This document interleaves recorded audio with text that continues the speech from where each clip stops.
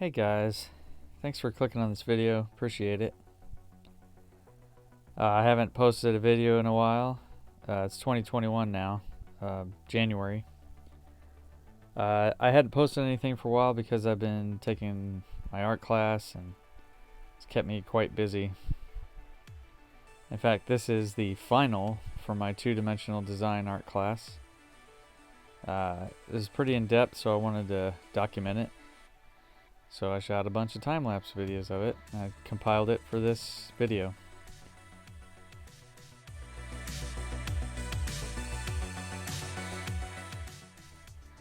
So this is a 2-point perspective drawing with a lot of extra criteria for the project to make it a bit difficult, of course, and to make it interesting. So a 2-point perspective, if you don't know, is you have a horizon line and you put a point on either end of the horizon line, and that gives you some vanishing points to draw three-dimensional box type shapes, using those vanishing points to make the boxes look as if they're in three-dimensional space. So this was that kind of project, but it was more of an abstract piece because none of the box shapes had to appear as if they could be buildings or anything like that. Just had to look like they floated or occupied space in the composition. The other criteria were that they would go over and under the horizon line, and then there were some subtractions and additions to them that needed to be made, certain criteria with that. The size of this Bristol board or paper is 18 by 22, but with a 1-inch border that makes the area of the project 16 by 20. We also had to divide the composition up into 5 sections. 2 of the sections being creating textures on these three-dimensional shapes with a micron pen and altering the value, so you gave some sense of a sort of light source but also just occupying three-dimensional space. And the other 3 sections had certain color schemes to them, which were done in colored pencil, which were limited to red, yellow, blue, white, and black. So any colors other than that had to be made and created with the primary colored pencils that we had, which was a pretty good challenge. So I decided to divide my composition into sections. So I have this center section, and then there would be another ring around that, and then another ring around that, and that last ring would touch the edges of the border, and then there would be some spaces on either side of that outer ring, which would be the final 2 color compositions. So I have this center micron pen section, a ring around that, which ended up being the analogous color scheme, another ring around that, which is another micron pen, and then on either side of that circle was a monochromatic color scheme and a split complementary color scheme.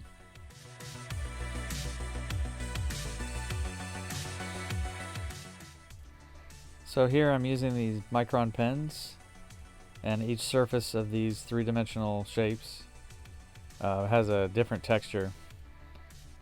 I could have simplified it, maybe made it a little bit easier if I had chosen to repeat textures but just change the values of them, which would have fit the criteria. And there's my daughter's cat Nemo.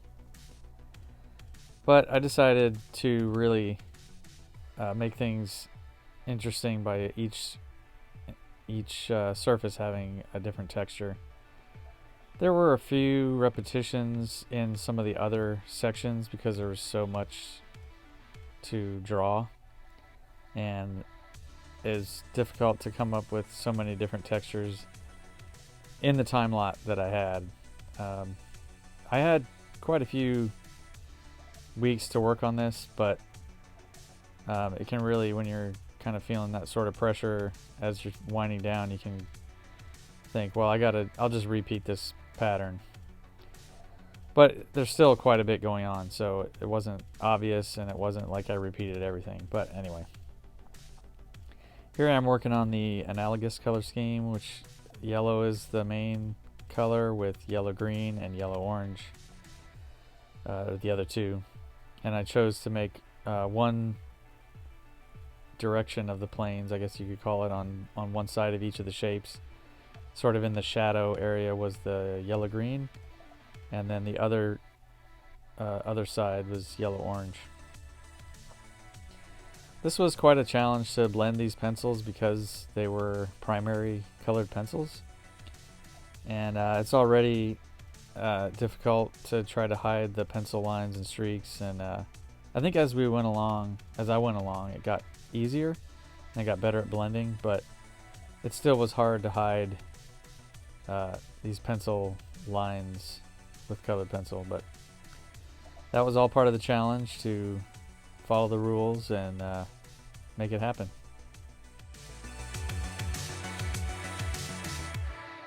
One thing about the difficulty of this project with having to blend these colored pencils, and just even the rules in general for it, I think it actually helps artists to have constraints.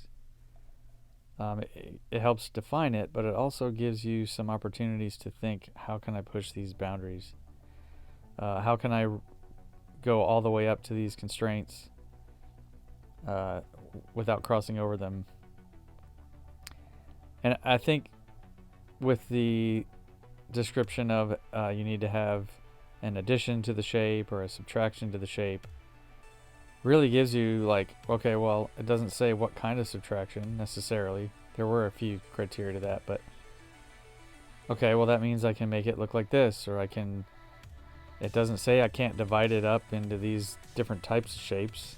As long as you can follow the instructions and make it unique to your own design and creativity, then that's awesome. So it can be kind of daunting to say, oh, I'm limited to this, but it can also give you the freedom to say, I can work within this criteria and I can go this far with it.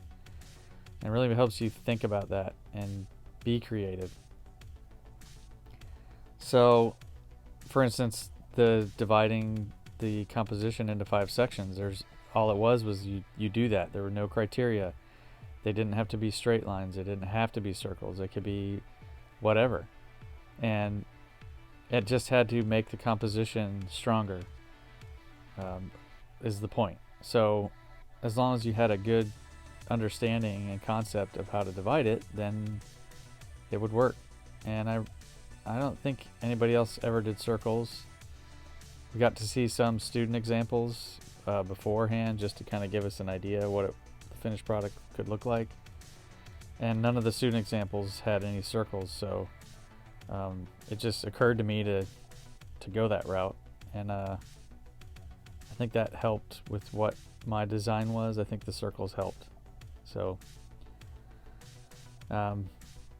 here I am continuing, but sometimes with all the color having to go on, sometimes you can get not bored, but just I need to take a break from this. I'm going to work on some design elements in the other areas.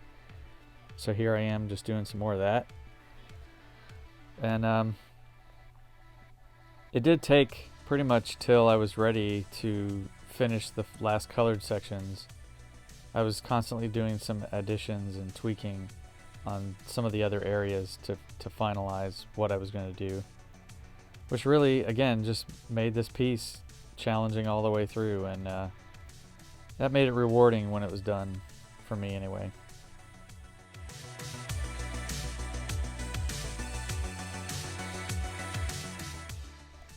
So a little bit about why I'm taking this class. I decided to go back to school after almost 30 years of not going to school. I didn't go to college after high school at all. I had wanted to go to art college back in the 90s when I graduated, and these are probably all going to sound like excuses. college is expensive. I didn't have any scholarships.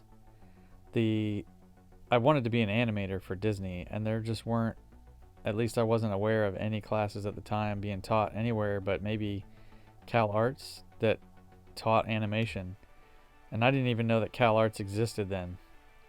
I just thought animators just got jobs as animators. I guess I didn't really know how they became animators. And maybe not all of them went to art college, but at least that gave them, that helped them out. I went to a visual and performing arts high school in Florida, which was an awesome experience. And I was in the fine arts class there for the 4 years I was there. It was incredible. But I had a sort of artist block my senior year, and didn't feel the creativity. I was watching my other classmates' artwork just soar above mine. I felt like just leaps and bounds. Thought they were all getting so good, and I didn't have anything that I was proud of at all. So I pretty much gave up on art after that. And then I didn't even know what I wanted to do, except maybe music. But I didn't take any musical classes in school, so I just didn't think I was going to be able to go to a music school. So I just did music in bands and that kind of stuff and got regular jobs.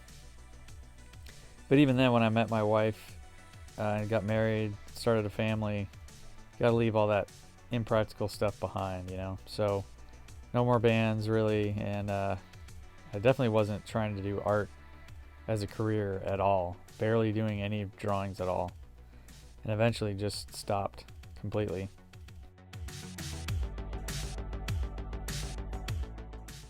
So fast forward to 2017, and I made a career change, and it went horribly. I ended up having to work a second and a third shift, which did not agree with me at all, and I became a very unhappy, grumpy person to be around. It was not good.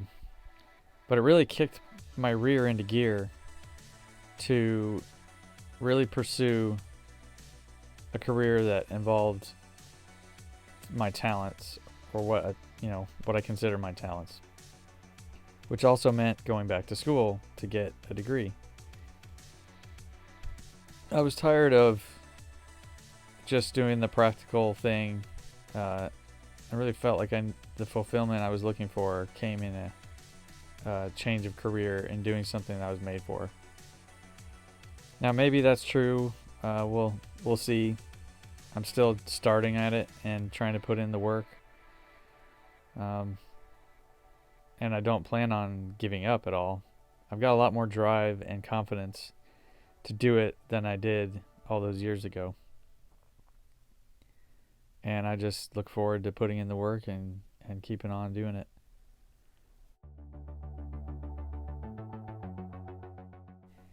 And there are a lot more opportunities nowadays than there were when I got out of high school. There's so many things on the internet. There's so many ways on the internet of selling art, to promote yourself, things that did not exist when I graduated high school. And I'm not trying to use that as an excuse again for why it didn't happen then, but I feel more confident about using those tools that are available now. I mean, there's Skillshare, there's all kinds of stuff with social media, being able to put your artwork there. I mean, I've got people on Instagram now that I found on there because of social media and are following me, and I'm following them. That never would have happened back in the day.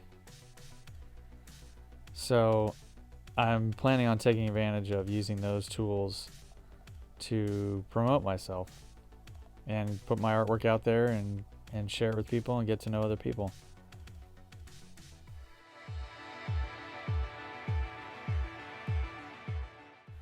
And that's the other thing, is that community of artists and meeting other people and connecting with other people is such a amazing thing that's happening these days. Whether it's actually sharing the same kind of taste in art or pursuing those same things, or if you're actually connecting with artists that do things completely differently. I don't have any digital art experience. I mean, I've done a little bit of drawing on an older iPad, but I don't have any really experience with doing digital art. Never used a Wacom or Wacom. I've only done a little bit on an iPad, and that's it.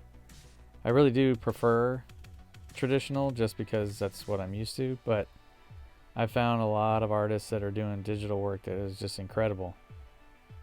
And I'm sure because you don't have to go out and spend money on all the different mediums and brushes to create this stuff, it really can help artists expand just exponentially by using digital media, the different resources there are that way, and the ease of creating something and having it in your final format immediately. Whereas with traditional, I'd have to scan this in or take a high quality picture and edit the photo to get it into a place where it could be printed or that sort of thing. But that resource I'm hoping to try to take advantage of in the next few years or so.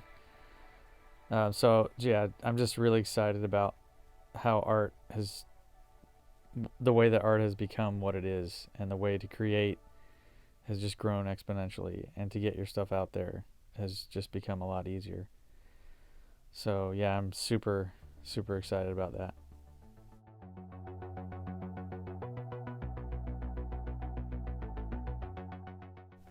So this is obviously becoming quite a long video. It took me probably around 8 hours or so to finish this project, which strained my arm and my shoulder quite a bit. I mean, I just basically got over it about a month after I finished this, so it was a lot of work, but very rewarding. And I look forward to projects like this in the future that take a lot of effort, because I'll just continue learning, and I'm really looking forward to that.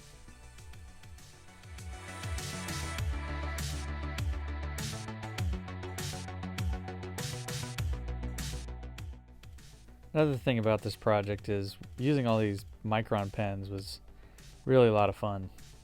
I hadn't really done a lot of ink work, and here I'm just erasing some of the lines, pencil lines, to get them to disappear. But the micron pen was a lot of fun, and I've been following some people that do a lot of micron work and inking. I'm interested in that, as well as even doing some more colored pencil stuff. I found some artists that are just do hyper realism with colored pencil. It's incredible.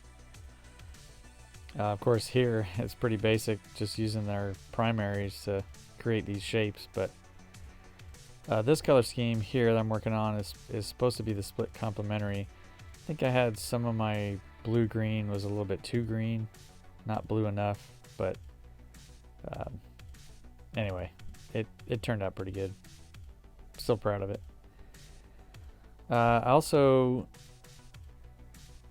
I just wanted to really create a ton of variety in the shapes and subtractions by doing some of these off angles, I guess. They weren't all 90 degree or vertical lines that created the edges of these shapes. I think I had to be careful that I wasn't trying to make this a 3-point perspective drawing, but it turned out pretty well, I think.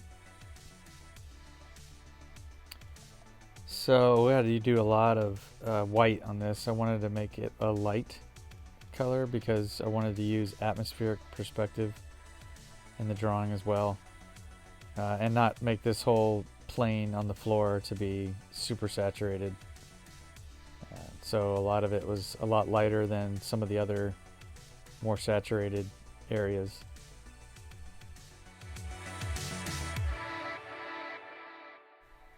I think I got a few points off though for the lines being a bit too visible, but that's okay. It was a difficult project. I did the best I could. I really did. So I'll take the grade. It was still a really good one. I got a A. So I can't complain about that. I think now things are really starting to look getting close to being finished. And it did help seeing the end getting closer. There were a lot of times during the early and middle stages where I just felt like this was just not going to get done in time. And so as things were coming along, like towards the end here, I started to notice that there was light at the end of the tunnel. And I just had to go back in and do some more touch-ups here and there, more blending, better saturation, and then get back into the color on the outside areas. Now I'm working on the monochromatic section. And I decided to throw a little bit of another unique aspect to it and put my initials in a kind of boxy shape. Well, of course all these shapes are boxy, but I wanted you to be able to tell it was my initials and give it my own sort of signature, I guess.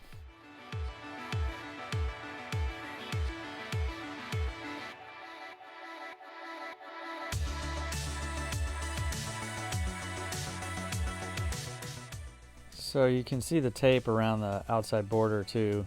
Our professor was very particular about the quality and craftsmanship of our projects. So it's very important that everything, all the sections remain clean. The border was clean and had no smudges. So I just was using that as a way to help keep that border clean so I wouldn't get any colored pencil crumbs and smudges all over it.